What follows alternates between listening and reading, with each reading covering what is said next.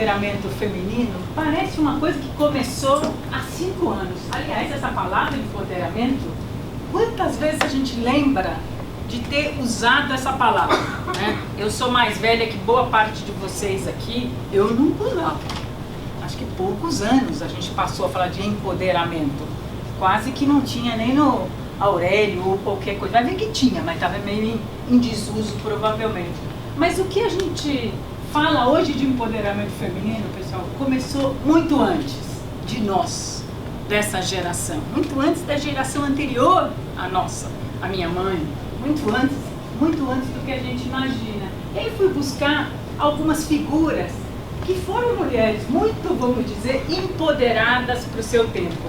Essa primeira, né, a Amélia, o sobrenome dela é difícil, eu não vou nem saber falar, mas viveu aí no século XIX para o século XX. Essa talvez seja uma das que vocês conhecem, porque teve o filme dela, né?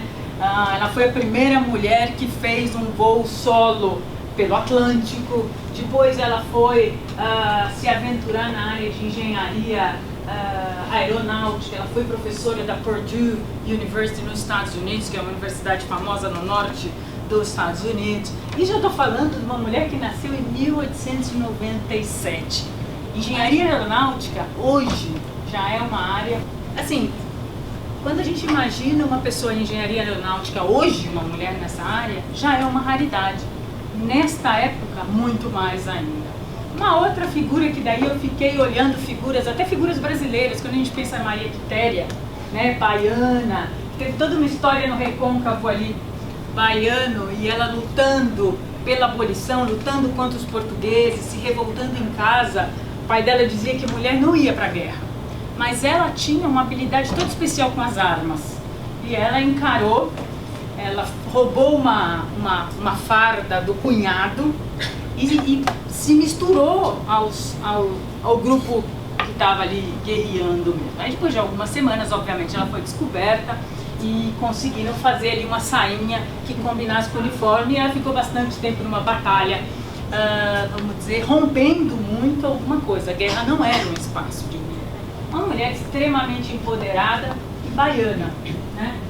Viu, Catarina? Chiquinha Gonzaga, homenagem à Catarina que trabalha com a gente. Chiquinha Gonzaga, uma outra pessoa que trocou, vamos dizer, um casamento pelo piano, né? E ela tinha grandes envolvimentos e saraus naquela época, e muito num debate político de mudança e de questionamento, e usando a música como a sua plataforma de empoderamento. Então, assim, é arma, é avião, é música. Muitas mulheres fizeram, vamos dizer, muito bonito e muito empoderadas, muito antes da gente usar essa palavra empoderamento. Talvez mais próximas da minha geração, eu não vivia, eu era nascida, obviamente, na época de Leila Diniz. Se falar que eu nasci depois de 72 é uma grande mentira, mas ela foi uma precursora também, quer dizer, muitas grávidas puderam pôr a barriga para fora e mostrar a barriga que antes era escondida quando você estava grávida,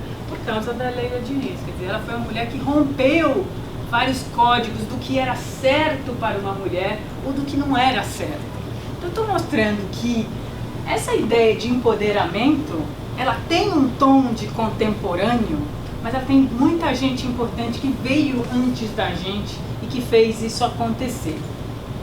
Por a gente trabalhar com marca dentro da Troiano, eu sempre fico muito ligada em mensagens que as marcas falam, em coisas que as marcas falam sobre esse tema do empoderamento. E esse filme foi lançado nos Estados Unidos na semana passada, é de uma marca de roupas, talvez algumas pessoas conheçam, que se chama Ann Taylor. E por que eu escolhi mostrar aqui no começo? Porque ele faz uma homenagem, um filme bonito, pusemos legenda, né, Thaís, para não ter problema aqui, mas aqui vendendo uma marca, acho que a ideia que está por trás, acho que é uma bela homenagem, para a gente não achar que a gente está inventando a roda, quer dizer, não somos nós que criamos a ideia de empoderamento, acho que a gente está hoje falando mais disso. Mas tem muita gente que veio antes e que permitiu toda essa construção. Em 2006, a gente fez lá na Troiano um trabalho muito gratificante, assim. A gente analisou 2.800 anúncios voltados para as mulheres, anúncios publicados na revista Cláudia, analisando um pouco assim, o que tinha mudado na linguagem publicitária quando se falava de mulher. Então, a gente analisou desde 1961 até 2006 como que a propaganda tinha mudado no seu retrato dessas mulheres. Até demos o nome desse trabalho de marcas de mulher. E quando a gente vê essas duas capas, 61, quando a revista foi criada, talvez algumas pessoas até se lembrem, tinha uma mulher que a gente hoje falaria que é uma mulher muito precursora, Carmen da Silva, escrevia grandes textos, inspirou uma boa parte de uma geração. Minha mãe, vamos dizer, foi criada lendo, na sua juventude, lendo Carmen da Silva, porque ela rompia, ela trazia temas que não se discutia. Ela falava de sexo, ela falava de coisas que você, em 61, que você podia discutir certos temas, e ela trazia essa possibilidade. Mas o que é bonito nessas duas capas foi quando a Cláudia fez 45 anos. E ela mostra muito esse movimento do empoderamento feminino. Veja uma capa de 61, né? O que a gente observa nessa capa de 61? Legal isso. Uma das coisas que chama a atenção é a história da gaiola. Quer dizer, gaiola, acho que é o símbolo mais representativo de uma coisa que está presa. E o passarinho está preso. As mulheres estavam presas dentro do que era o conceito de ser mulher em 1961. Uma outra coisa que é bacana nessa capa, que acho que foram felizes os diretores e diretoras de arte, foi o seguinte: em 61 a mulher estava olhando de lado. Em 2006 ela passa a dirigir o olhar olho no olho. Olhar no olho é uma coisa de atitude, é uma coisa de mudança, de astral, além do sorriso. Quer dizer, essa aqui tem um leve esboço de sorriso e a outra está escancarando. Então, sim, a gente mudou muito nesses anos, vindo lá da Amélia, Maria Quitéria e quem é que seja para isso. Então eu gosto de mostrar essas duas capas, que acho que foi um trabalho bacana de retratar o que aconteceu nesses 45 anos. E aí eu me perguntei assim, mas afinal, o que é empoderamento feminino? A gente fala muito de empoderamento. O que é empoderamento feminino, né? E quando a gente pensa nisso, tem uma definição que o Banco Mundial tem um trabalho bem grande de levantamento de dados e de informação sobre gênero. E no Banco Mundial, a gente pensa Banco Mundial, lembra uma coisa meio só econômica, mas eles têm uma série de estudos voltados para gênero e acompanhar mesmo a evolução econômica das mulheres. Eles colocam isso, que empoderamento é o processo do aumento da capacidade das mulheres de fazer escolhas e de transformar essas escolhas em ações desejadas e resultados. Estava em inglês e eu traduzi isso, mas eu acho que cada palavra aqui conta. Nós estamos falando de escolha, nós estamos falando de ação, nós estamos falando de transformação, nós estamos falando de resultado. Sem isso, não existe empoderamento, vamos dizer, né? Porque não adianta a gente ter só transformação, mas não tem resultado. A gente só ter iniciativa, mas não ter, vamos dizer, comprovação e não mexer pauzinho para as coisas acontecerem. Então, acho que é muito boa essa definição do Banco Mundial. Agora, toda vez que eu penso em empoderamento, acho que nunca eu penso numa coisa, vamos dizer, como um ponto de chegada. Quer dizer, acho que empoderamento é muito substantivo, né, Nalu? A gente discutiu isso? E precisa de ação.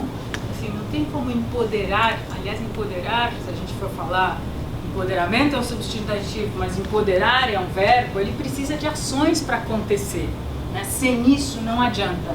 Não adianta só a gente ficar discursando e não fazer a roda literalmente girar. E mais do que isso, empoderamento assim, é um contínuo, não é um ponto, por isso que eu falo, não é um ponto de chegada. É uma coisa de crescimento mesmo, né? Toda vez que eu falo ele fala nós. Então, nós temos uma filha de 23 anos. E quando eu penso, né, um pouco o que eu quero para ela, é um pouco que ela siga nessa jornada. E acho que ela está caminhando para isso. Mas eu vejo o empoderamento como uma jornada, não como um ponto de chegada. E aí uma outra definição, que recém-publicada no jornal de Londres, que eu li recentemente, também fiz uma tradução aí meio meio livre, mas uma citação falava o seguinte, em comemoração agora ao dia 8 de março, Dia da Mulher: se tem uma coisa que eu aprendi ao longo de 4 décadas de lutar pela igualdade de gêneros, é que isso é um processo e, por conta disso, nunca é linear. A luta pela igualdade das mulheres é longa e tortuosa. É uma jornada de vitórias e retrocessos, subidas e descidas. Não é nunca e nunca será uma linha suave. É meio montanha-russa mesmo. Tudo bem? Imagina. É meio montanha-russa, quer dizer, eu acho que a gente tem ganhos e perdas aí ao longo dessa jornada. Eu acho que é isso que é bacana, quer dizer, não é uma linha reta e não é linear.